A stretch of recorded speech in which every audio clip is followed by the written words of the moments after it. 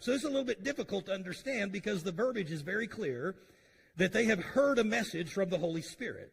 And so they come to the Apostle Paul and they begin to plead with him, don't go to Jerusalem. There's danger that lies ahead in Jerusalem.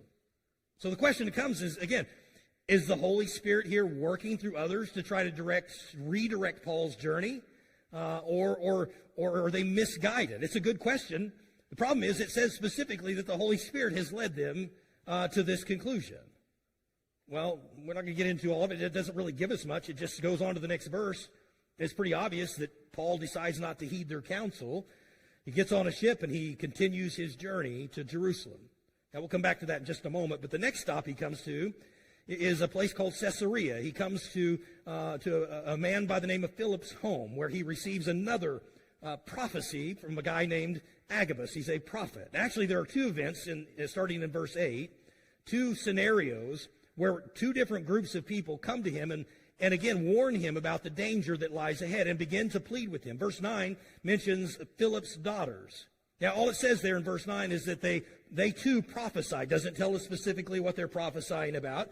Context is important, and the word prophesy here is the same thing as foretelling future events. So I think it's fair to assume that they're probably saying something along the same lines to Paul. Paul, there's danger ahead. You probably should rethink going to Jerusalem.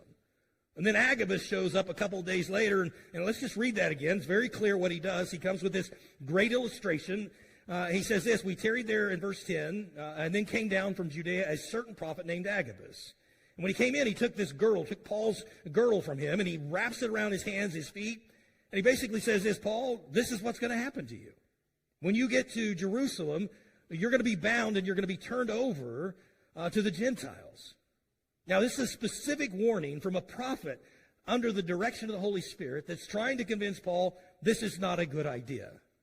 Now, let's remember, the book of Acts is written by Luke. He's a doctor. He's a man that follows around Paul, usually traveled with a group of men. And based on these three events, the disciples and then the daughters of Philip and now this prophet, Luke and the other men that are with him become convinced as well, this is not a good idea.